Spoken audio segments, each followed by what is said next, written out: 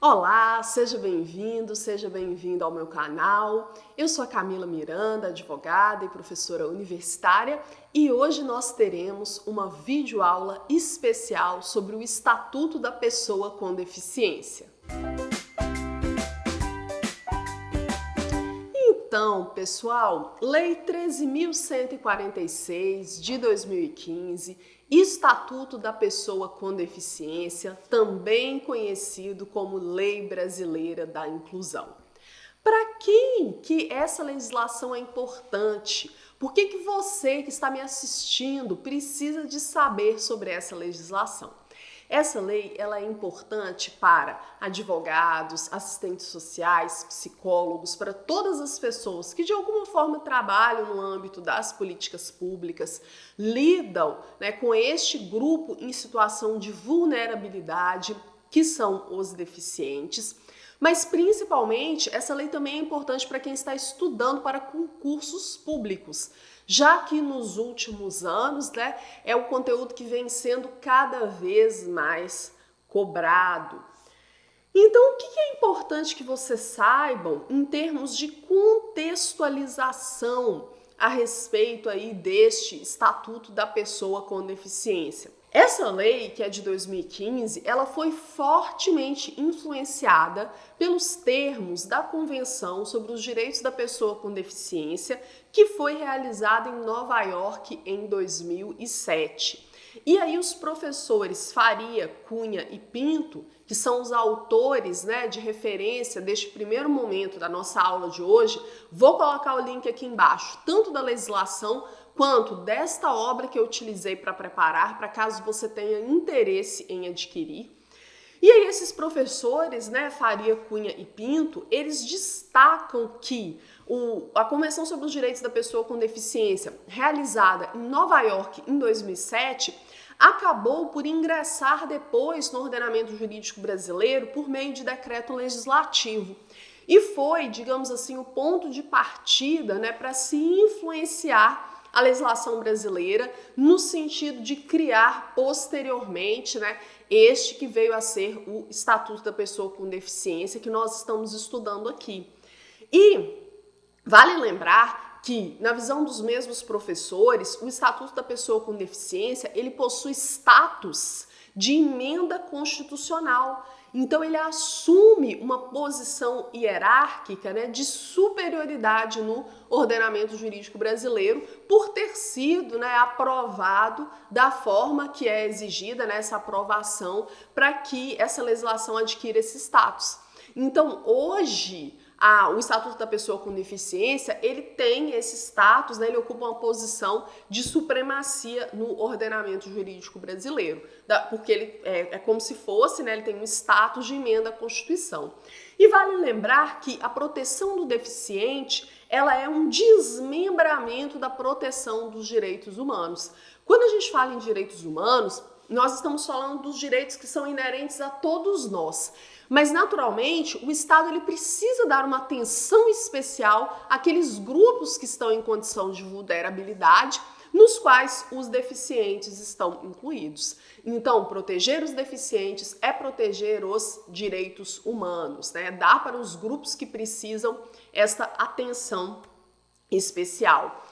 E aí, o Estatuto da Pessoa com Deficiência é uma legislação assim, um pouco polêmica, sobre alguns aspectos que eu vou comentar aqui, mas o mais importante que vocês precisam saber é que ele trouxe para nós uma mudança de perspectiva. Por quê? Antes deste estatuto, a abordagem que era conferida ao deficiente no Brasil era uma abordagem médica.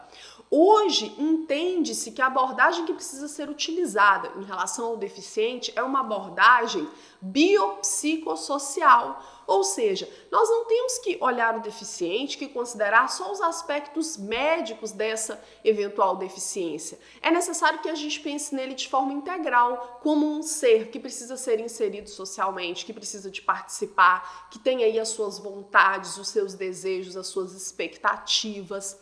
Então, saímos da abordagem médica e passamos a atribuir a esses sujeitos essa abordagem mais completa, que é uma abordagem biopsicossocial.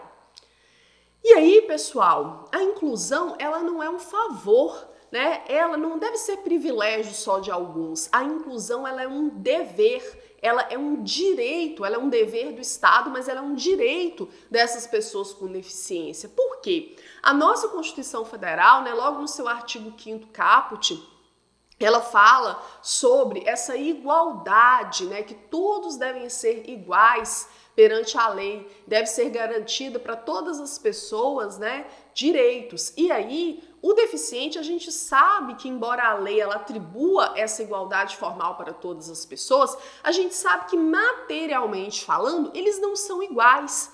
Razão pela qual, para que se busque igualdade, para que se consiga levar ao deficiente direitos que já são garantidos para todas as pessoas, é necessário que a lei entre, né? São necessárias, por exemplo, as ações afirmativas do Estado, a exemplo da política de cotas.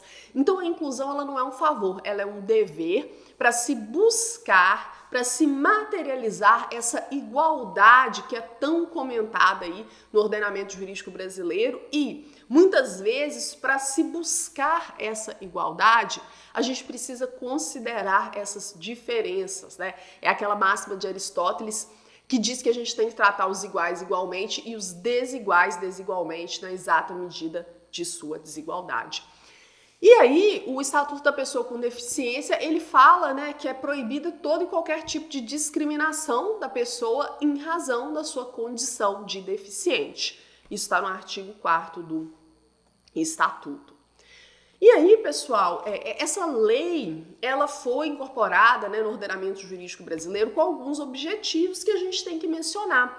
Por exemplo, ela é voltada, né, para a proteção dos deficientes enquanto grupo vulnerável. Então dá para a gente comparar alguns aspectos dessa lei com o Estatuto do Idoso, por exemplo, com o Estatuto da Criança e do Adolescente, quando fala aí de algumas prioridades que devem ser estabelecidas, né? O atendimento prioritário, as prioridades, né, no âmbito das políticas públicas, dentre outros aspectos. O Estatuto da Pessoa com Deficiência, ele é uma lei que ele traz obrigações tanto para os entes públicos em relação aos deficientes, quanto para os entes privados. Ou seja, é uma legislação que é de observância de toda a sociedade. Então, Estado, comunidade, família, sociedade, todos em conjunto precisam lutar pela efetivação desses direitos. Então, temos aqui obrigações para os entes públicos e obrigações para os entes privados. O Estatuto da Pessoa com Deficiência, ele apresenta aí obrigações, ele apresenta direitos fundamentais, obrigações estatais e direitos que são os mesmos estabelecidos lá no artigo 5º, né, da Constituição, para todas as pessoas, artigo 5º, 6º, 7º, por aí vai. Só que aqui, esses direitos fundamentais, eles parecem adequados a uma nova perspectiva que contempla aí as demandas específicas dos deficientes. Então, são os mesmos direitos fundamentais da Constituição, só que adequados à questão do deficiente. E aí, assim como no Estatuto do Idoso e no Estatuto da Criança e do Adolescente, o Estatuto da Pessoa com Deficiência, ele também traz crimes e infrações administrativas, né, que podem ser praticadas contra o deficiente. A primeira coisa que vocês têm que saber, e aí eu já peço para que você acompanhe a lei que está aqui embaixo, é qual que é o conceito de deficiente. Você encontra aí diferentes leis tratando da questão do deficiente no Brasil. Vou colocar todas que eu mencionar aqui embaixo. Claro que nem todas tão completas quanto o Estatuto, mas durante muito tempo chamou-se, né, o deficiente de pessoa portadora de deficiência ou pessoa com necessidades especiais. Todas essas nomenclaturas estão ultrapassadas, apesar da legislação eventualmente mencionar. A Constituição, por exemplo, ainda fala pessoa portadora com deficiência. Então a gente não usa mais. Hoje é PCD, pessoa com deficiência, que é a nomenclatura que o Estatuto adota e que é a nomenclatura mais adequada. Então o artigo 2º, ele fala, né, que a pessoa com deficiência é aquela que tem um impedimento de longo prazo. E esse impedimento, ele pode ser físico, mental, intelectual, sensorial. E esse impedimento que essa pessoa tem, quando ele entra em contato, né, com uma ou mais barreiras, ele pode obstruir a participação plena, né, e efetiva em sociedade em condições de igualdade com as demais pessoas. Então, deficiência, nós estamos falando de um impedimento de longo prazo, de qualquer natureza, que, quando associados às barreiras, né, esse impedimento é associado às barreiras, ele impede essa pessoa de usufruir plenamente da vida em sociedade. E aí eu vou colocar como indicação para vocês aqui o decreto 3.298 de 99, que ele regulamentou a lei 7.853 de 89, que ele traz melhor essa conceituação dos diferentes tipos de deficiência. Então pode ser física, mental, intelectual, sensorial, e aí ele conceitua melhor esse decreto 3.298. Além disso, o artigo 3º do Estatuto, ele traz alguns conceitos que também são importantes, que são o conceito de acessibilidade, desenho universal, dentre outros. Eu peço para que você faça a leitura aqui. Já mencionei que o artigo 4º, ele proíbe todo e qualquer tipo de discriminação contra o deficiente, mas por outro lado, em seu parágrafo 2º, ele estabelece que o deficiente ele não é obrigado, né, a usufruir de benefícios decorrentes de ações afirmativas. O que são ações afirmativas? São ações estatais específicas voltadas aí para reduzir, para minimizar desigualdades sociais. Uma conceituação bem simples que eu estou falando para vocês. Então, quando o Estatuto diz que o deficiente ele não é obrigado a usufruir dessas ações afirmativas, ele está dizendo que se o deficiente não quiser, ele não precisa concorrer a uma vaga em um concurso público por meio das cotas.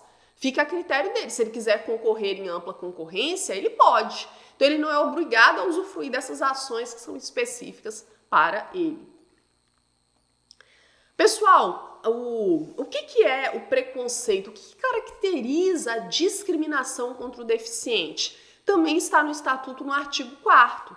Então, toda forma de distinção, restrição ou exclusão, seja por ação ou omissão, que tenha como propósito ou efeito de prejudicar, impedir ou anular o reconhecimento de direitos da pessoa com deficiência, é considerada aí uma forma de discriminação.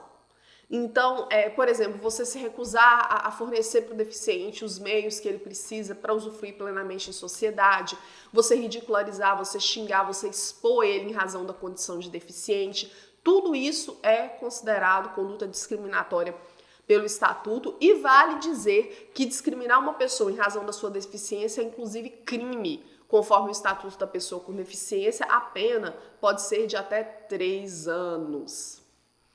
O deficiente, hoje, ele é plenamente titular de direitos no Brasil, conforme até menciona o professor Tartucci, cuja obra de referência é uma outra que eu utilizei, eu vou colocar o link aqui para vocês. Antigamente, no ordenamento jurídico brasileiro, antes do Estatuto da Pessoa com Deficiência, o deficiente ele era considerado incapaz, seja totalmente incapaz ou relativamente incapaz. Hoje, só são absolutamente incapazes no ordenamento jurídico brasileiro quem tem menos de 16 anos. O deficiente, via de regra, ele é considerado capaz para praticar os atos da vida civil. Então, ele pode casar, ele pode ter filhos, ele pode administrar o seu próprio patrimônio, como regra. Ele só não vai poder, né, ele só vai estar sujeito aí a uma curatela, que já já a gente vai falar, em algumas situações bem específicas para questões patrimoniais. Então, hoje o deficiente ele é plenamente titular de direitos no Brasil.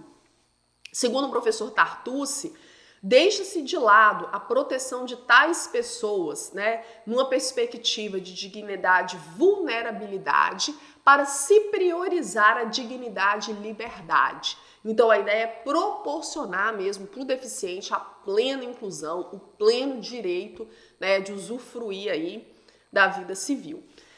E aí o artigo 6º do Estatuto, ele fala muito para nós a respeito disso, né? Ele fala que a deficiência não afeta a plena capacidade civil da pessoa. Inclusive, ele alterou o Código Civil no que dizia respeito a isso. Então, o deficiente hoje, ele pode casar e ter união estável, exercer direitos sexuais e reprodutivos, ter filhos, conservar a sua fertilidade, exercer o direito à família e à convivência familiar e comunitária. Ele pode exercer o direito à guarda, tutela e adoção na condição de adotante ou de adotado, em igualdade de oportunidades. Então, houve uma tentativa de incluir plenamente os deficientes.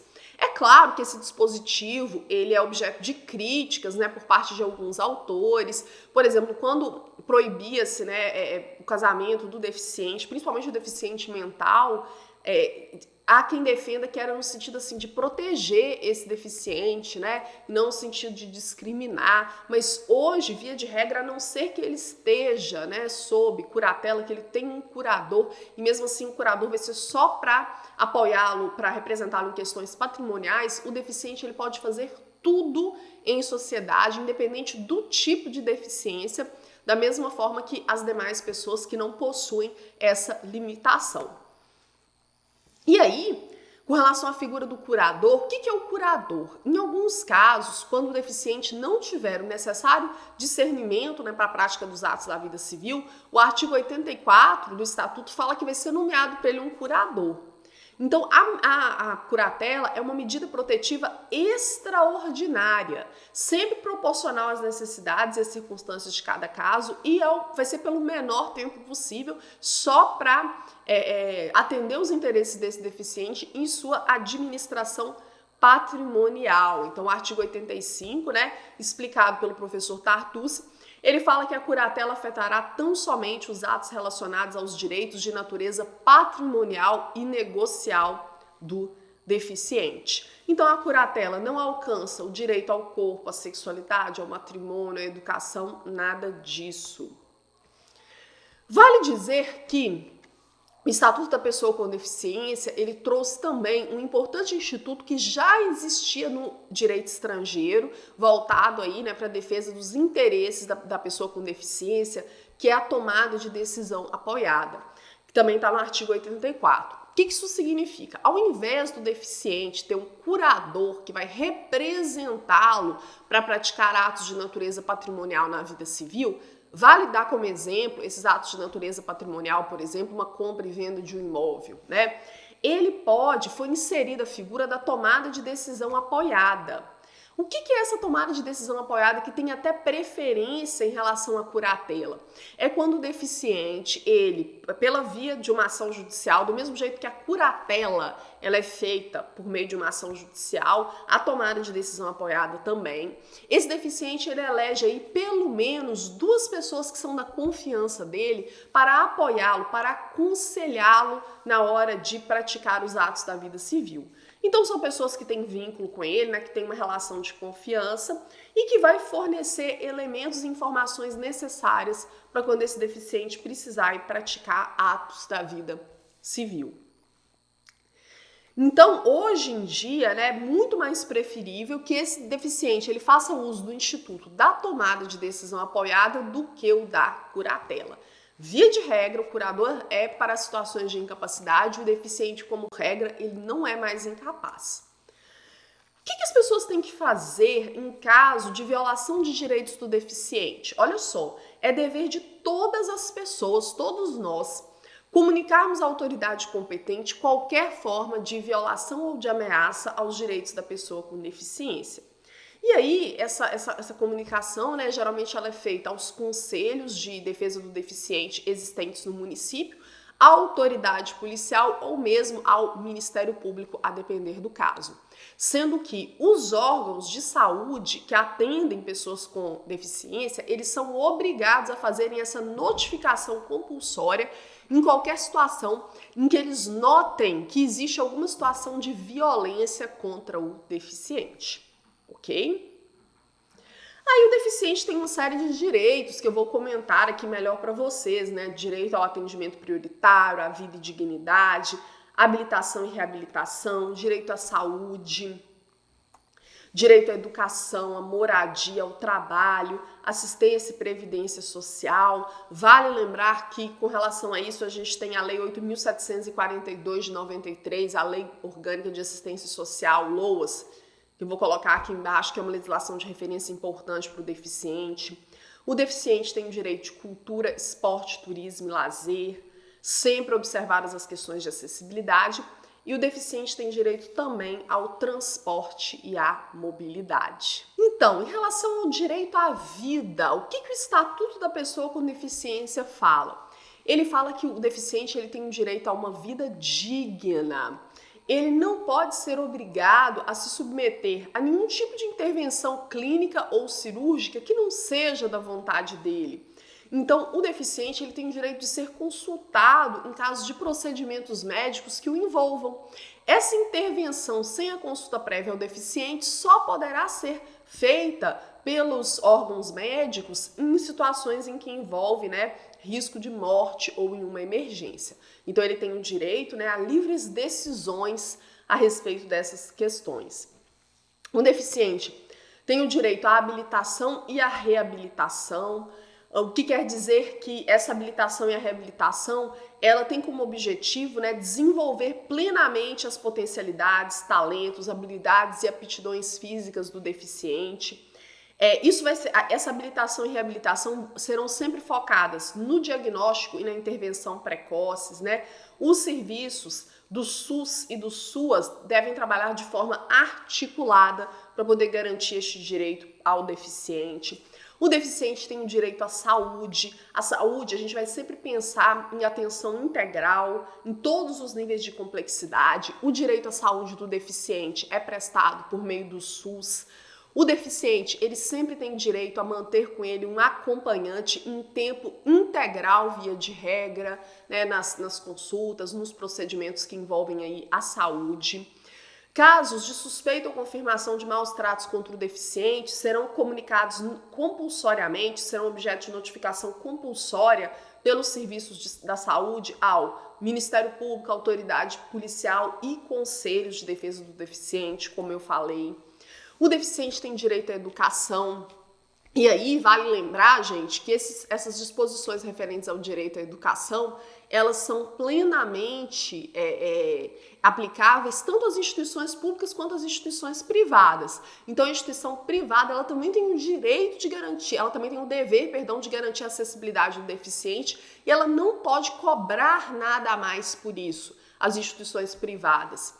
Então, com relação ao direito à educação, o Estatuto diz que o deficiente ele tem direito a um sistema educacional inclusivo em todos os níveis e aprendizado ao longo da vida dele. É dever do Estado, da família, da comunidade escolar e da sociedade assegurar educação de qualidade ao deficiente. A instituição privada, ela jamais, como eu mencionei, pode cobrar nenhum adicional na mensalidade, em razão de estar ofertando essa inclusão. Dependendo do tipo de deficiência, o deficiente ele vai ter direito, por exemplo, a um intérprete de Libras, para facilitar o acesso dele à aula. A instituição de ensino, ela tem que observar todas as regras referentes à acessibilidade, a exemplo de reservas de vagas no estacionamento, a exemplo de rampas, elevadores. Então, tem muitas questões relacionadas à educação no Estatuto da Pessoa com Deficiência que a gente tem que observar. Por exemplo, 10% das vagas nas instituições de ensino superior ou profissional devem ser reservadas às pessoas com deficiência. Existe uma obrigatoriedade de oferecer conteúdo sobre práticas de educação inclusiva e deficiência nos cursos universitários. E devem ser adotadas também medidas de apoio que favoreçam o desenvolvimento dos aspectos linguísticos, culturais, vocacionais e profissionais dos estudantes. Com relação à moradia, o Estatuto também traz várias questões importantes, mas aqui eu estou focada em falar para vocês o mais importante. Nos programas habitacionais públicos ou subsidiados com recursos públicos, é necessária a reserva de pelo menos 3% de vagas das unidades habitacionais para as pessoas com deficiência.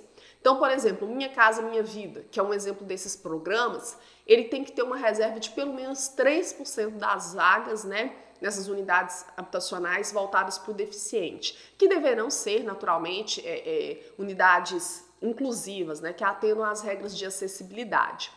O deficiente ele vai ter o direito de moradia no seio de sua família ou em uma residência inclusiva. Residência inclusiva é uma espécie de casa-abrigo que vai acolher aqueles deficientes que não têm condição de permanecer com a família, que não têm condição financeira para garantir o próprio direito à moradia. Então, essa residência inclusiva ela é prestada no âmbito do SUAS à pessoa com deficiência em situação de dependência. Gente, Eu estou fazendo uma exposição geral do Estatuto da Pessoa com Deficiência para vocês, mas a gente sempre tem que ter uma visão crítica em relação a isso. Eu não estou dizendo que esses direitos são respeitados na prática pelo Estado, pela sociedade, pelas instituições de ensino. Eu estou apresentando aqui um panorama geral, até para nós sermos críticos no sentido de nos posicionarmos diante de injustiça, a gente precisa conhecer o que a lei diz. Então, assim, em muitos contextos eu vejo que a leitura da letra da lei é quase que demonizada, né? O aluno tem que ler a letra da lei, ele tem que saber criticar, ok. Mas para criticar, a gente tem que conhecer a letra da lei. Então, eu estou apresentando para vocês o que a lei diz, até para que vocês sejam críticos. Não quer dizer que isso aqui está sendo cumprido, que isso aqui está sendo observado, que na prática realmente é assim, mas a gente tem que pensar que deveria ser dessa forma, né? Feito esse adendo aí, a gente pode seguir com as apresentações do que a lei diz. Com relação ao trabalho, nem preciso dizer para vocês que o deficiente tem direito ao trabalho, que são vedadas práticas discriminatórias contra o deficiente em âmbito de mercado de trabalho. Então, o deficiente tem direito à livre escolha do emprego, à aceitação em ambiente acessível e inclusivo, de iguais oportunidades no mercado de trabalho. O deficiente ele tem o direito de receber a mesma remuneração que os colegas dele que não são deficientes em razão do mesmo trabalho desempenhado. E é vedada, né, qualquer tipo de discriminação, qualquer tipo de situação de negar emprego a uma pessoa em função dela ser considerada deficiente. E se você toma conhecimento que isso ocorre na prática, você tem que levar isso, né, ao conhecimento do Ministério Público para que ele tome as providências cabíveis. Com relação à assistência social, o deficiente pobre, que a família dele não tem condição de mantê-lo, que ele próprio não tem condição de se manter, ele tem direito, né, ao benefício mensal de um salário mínimo, nos termos da Lei Orgânica de Assistência Social. Então, a Lei 8.742 de 93, vou colocar aqui embaixo, né, o que eles chamam de BPC, o benefício de prestação continuada. Então, o deficiente ele tem direito, né, de receber este benefício aí por parte do INSS, se ele for um deficiente pobre, que a família dele não tiver condição financeira, né, se ele próprio não tiver condição financeira de se manter. Com relação à Previdência Social, vale observar o que diz a Lei Complementar 142 de 2013, né? A pessoa com deficiência, ela segurada, né, no regime geral de previdência social, ela tem direito à aposentadoria. É claro que essas questões relacionadas à aposentadoria mudaram muito, né, por ocasião da reforma trabalhista, perdão, da reforma da Previdência. Também teve a reforma trabalhista, mas aqui especificamente a gente está falando da Previdência. E aí eu vou colocar aqui, né, o link dessa Lei Complementar 142 de 2013 para vocês darem uma olhada. O deficiente também tem direito à cultura, ao esporte, ao turismo, ao lazer. Sempre devem ser observadas as regras de acessibilidade. Teatros, cinemas, auditórios, estágios, ginásios, todos eles têm que ter reservado, né, um espaço livre e assentos adequados à pessoa com deficiência. O deficiente, esses assentos eles têm que ser posicionados em locais que garantem que o deficiente tenha a plena visão do espetáculo, ele tem o direito, né, de ter um acompanhante junto com ele nessas situações de lazer. Hotéis, pousadas similares têm que reservar pelo menos 10% de seus dormitórios de forma acessível. E a gente está falando com rampa, né, com aquela barra, o banheiro adaptado. Se esses estabelecimentos não conseguirem reservar 10% das vagas, eles têm que ter pelo menos um desses dormitórios acessíveis, né, de forma a acolher aí a pessoa com deficiência. Um deficiente tem direito ao transporte e à mobilidade. Então, a gente tem regras específicas, né, que tratam de acessibilidade, de atendimento prioritário. Eu até gravei uma aula falando sobre essas leis, né, de inclusão. Vou colocar o link para vocês aqui embaixo. Mas, basicamente, o deficiente ele tem direito de identificação e eliminação de todos os obstáculos e barreiras ao seu acesso.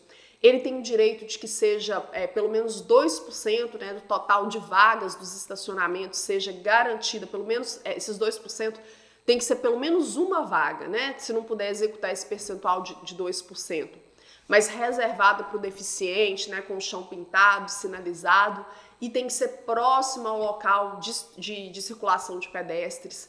Então, 2% ou pelo menos uma vaga. As frotas e empresas de táxis, elas devem reservar pelo menos 10% de seus veículos, né? Acessíveis à pessoa com deficiência.